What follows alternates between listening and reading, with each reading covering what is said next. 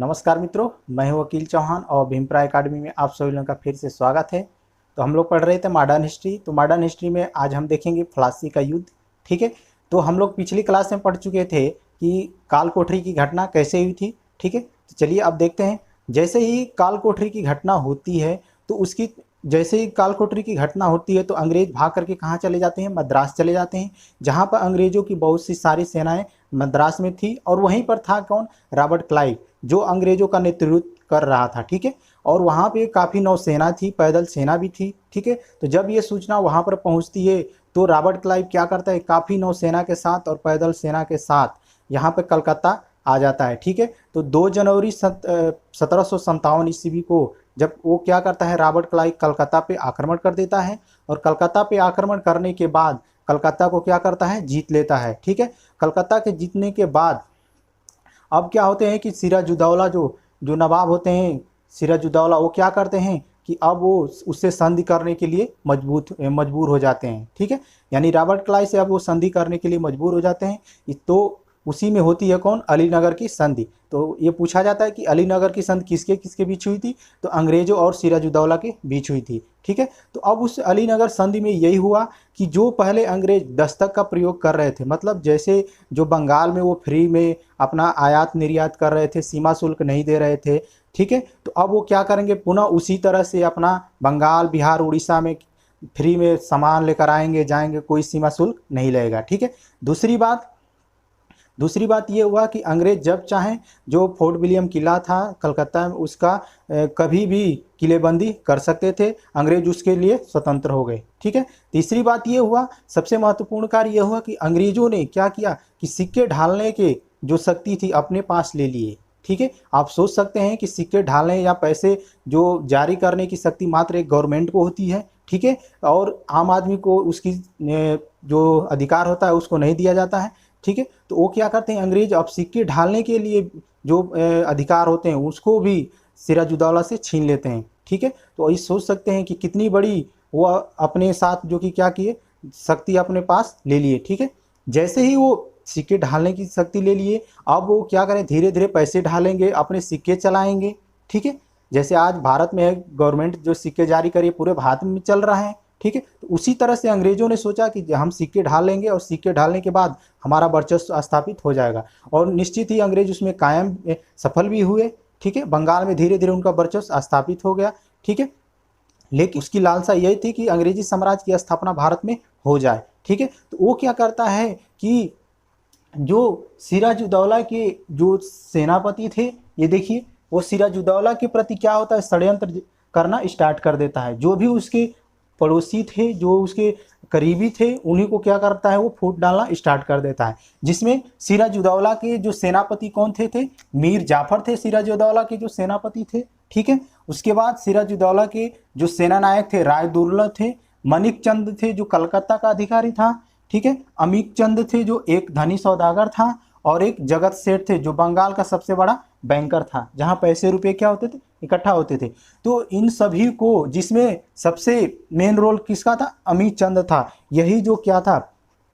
अंग्रेजों को लेकर के आया था और इन सभी से मिलवाया था। ठीक है, तो षड्यंत्रकारी का जो सबसे मेन रोल अदा करने वाला अमीर चंद्र था, और इन्हीं से सभी से क्या अंग्रेजों से मिलवाता है। और मिलवाने के बाद ये क्या करते हैं कि प्लासी का युद्ध से पहले ही इन सभी को सिराजुद्दौला रॉबर्ट क्लाइव क्या करता है कि अपनी तरफ मिला लेता है, और वो इन लोगों को लालच भी देता है कि मीर जाफर को हम अगला क्या करेंगे? बंगाल का नवाब बना देंगे। ठीक है, तब ये क्या करते हैं कि सभी लोग ये मिलजुल करके अपना सिराजुद्दौला के विरुद्ध षड्यंत्र स्टार्ट कर देते हैं, और उसमें जो कि सफल भी हो जाते हैं। लेकिन इस चीज़ की सूचना सिराजुद्दौला को कहीं पता नहीं थी।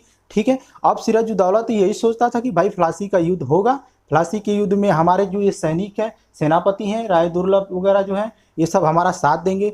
ठीक है, लेकिन उसको ये नहीं पता था कि ये सभी लोग जा करके रॉबर्ट क्लाइव से पहले ही मिल चुके हैं। ठीक है, उसके विरुद्ध षड्यंत्र कर चुके हैं। ठीक है, तो जैसे ही क्या होता है कि 23 जून 1757 ईस्वी को प्लासी का युद्ध क्या होता है? स्टार्ट हो जाता है। 23 जून 1757 ईस्वी को प्लासी का युद्ध हुआ था। कहाँ हुआ था? नदिया जिला, बंगाल में। याद रखिएगा ये सब पॉइंट किस नदी के किनारे हुआ था? तो भागीरथी नदी पर किनारे हुआ था, ठीक है। और अंग्रेजों का नेतृत्व कौन था? तो रॉबर्ट क्लाइव था, ठीक है। सिराजुद्दौला के सहयोगी कौन थे? मीर मदन और मोहनलाल थे, ठीक है। तो जैसे ही प्लासी के युद्ध में 23 जून 1757 की स्टार्ट होता है, तो ये क्या होता है कि जैसे चारों तरफ से सेनाएं सुसज्जित हैं, ठीक है, और युद्ध स्टार्ट हो जाता है। युद्ध स्टार्ट होने के बाद ये क्या करते हैं कि मीर जाफर जो मेन सेना नायक था, आप सोच सकते हैं कि जब जो सेनापति है अगर वही मार्गदर्शन नहीं करेगा तो सेनाएं कितनी भी अच्छी हो वो युद्ध में सफल नहीं हो सकती हैं, ठीक है। तो ये मीर जाफर क्या करता है कि वो तो पहले से ही मिला हुआ था। राय दुर्लभ क्या किया, ये दोनों लोग क्या हो युद्ध में बिल्कुल निष्क्रिय हो गए, मतलब सिराजुद्दौला के विरुद्ध हो गए, युद्ध लड़ने लगे, ठीक है। अब ये क्या करते हैं कि सिराजुद्दौला को अब यहाँ पे भनक मिल जाती है कि हमारे साथ क्या होता है, धोखा हो चुका है, ठीक है। तो उसी में सिराजुद्दौला के जो सहयोगी थे कौन, मीर मदन और मोहनलाल, बेचारे प्लासी के युद्ध में लड़ते लड़ते वो क्या होते हैं, मर जाते हैं। अब पराजित जानकर, करीब जानकर के सिराजुद्दौला उससे क्या होता है, प्लासी के युद्ध से भागना स्टार्ट करता है। तो देखिए प्लासी के मैदान से सिराजुद्दौला किससे भागा था, ऊंट से भागा था, ठीक है। ये पॉइंट याद रखिएगा, ये प्रश्न आ चुके हैं कि प्लासी के मैदान से सिराजुद्दौला किससे भागा था, ऊंट से भागा था। लेकिन ऊंट से तो भागा, लेकिन उससे क्या किए अंग्रेजों ने, पकड़ करके उसे क्या किए, मार डाले, ठीक है। तो इस तरह से जो प्लासी का युद्ध देखा जाता है तो एक युद्ध की तरह नहीं लड़ा गया, ये पहले से षड्यंत्रकारी युद्ध था, ठीक है। पहले से ही इसका निर्णय हो चुका था कि सिराजुद्दौला को इसमें हार निश्चित है, ठीक है। यानी छल कपट द्वारा ये युद्ध लड़ा गया था, प्लासी का युद्ध, ठीक है। चलिए आप देखते हैं प्लासी के युद्ध के क्या परिणाम निकले। तो देखिए भारत में अंग्रेजी साम्राज्य की नींव या स्थापना हो गई, यानी प्लासी के युद्ध से ही भारत में अंग्रेजों की क्या हो गई, नींव पड़ गई, यानी स्थापना हो गई। लेकिन वास्तविक रूप से अगर माना जाए तो अंग्रेजों की स्थापना बक्सर के युद्ध से मानी जाती है, ठीक है। दूसरा पॉइंट देखिए, यह युद्ध यानी प्लासी का युद्ध छल और धोखे से जीता गया था, ठीक है। अगला पॉइंट देखिए, अंग्रेजों का बंगाल, बिहार और उड़ीसा पर वर्चस्व क्या हो गया, स्थापित हो गया। यानी अब अंग्रेज बंगाल, बिहार, उड़ीसा की जितनी भी दीवानी मामले हैं, जो भी पैसे रुपए के मामले हैं, सभी पे किसका अधिकार हो गया, अंग्रेजों का हो गया, ठीक है। और देखिए 29 जून 1757 को रॉबर्ट क्लाइव ने मीर जाफर को क्या किया, बंगाल का नवाब बना दिया, ठीक है। 29 जून 1757 को रॉबर्ट क्लाइव ने मीर जाफर को अगला क्या किया, बंगाल का नवाब बना दिया। आप सोच सकते हैं कि जब कोई भी पिट्ठू रहेगा तो जैसे कहेंगे वैसे कार्य करेगा, ठीक है। तो मीर जाफर क्या हुआ, अंग्रेजों द्वारा ही बनाया गया था। तो जैसे ही अगला नवाब बनता है मीर जाफर, तो देखिए मीर जाफर 1757 से लेकर 1760 ईस्वी तक रहता है। तो मीर जाफर क्या था कि जब बना वो बंगाल का नवाब, तो अंग्रेज क्या किए, उससे पूरा पैसा चूसने लगे।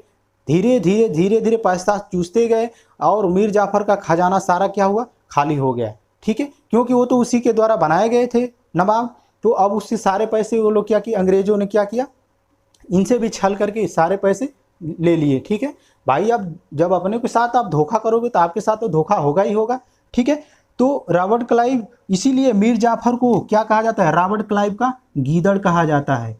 ये पॉइंट ध्यान में रखिएगा कि रॉबर्ट क्लाइव का गीदड़ किसे कहा जाता है, मीर जाफर को कहा जाता है। अगला पॉइंट याद रखिएगा, मीर जाफर को कंपनी का पिट्ठू कहा जाता है। यानी जैसे ईस्ट इंडिया कंपनी कहती थी उस तरह से क्या करते थे, मीर जाफर करते थे, ठीक है। तो इस तरह से मीर जाफर भी क्या होते हैं, अपने पद से इस्तीफा दे देते हैं। क्यों, क्योंकि सारा खजाना तो इनको खाली हो गया, अब उनको देंगे तो अंग्रेजों को क्या देंगे, ठीक है। तो इस तरह से क्या होते हैं, मीर जाफर भी अपने पद से इस्तीफा दे देते हैं, ठीक है। तो अब देखेंगे हम आगे बक्सर का युद्ध, ठीक है। तो ये वीडियो कैसा लगा कमेंट करके ज़रूर बताइएगा और मिलते हैं नेक्स्ट वीडियो में। Thank you.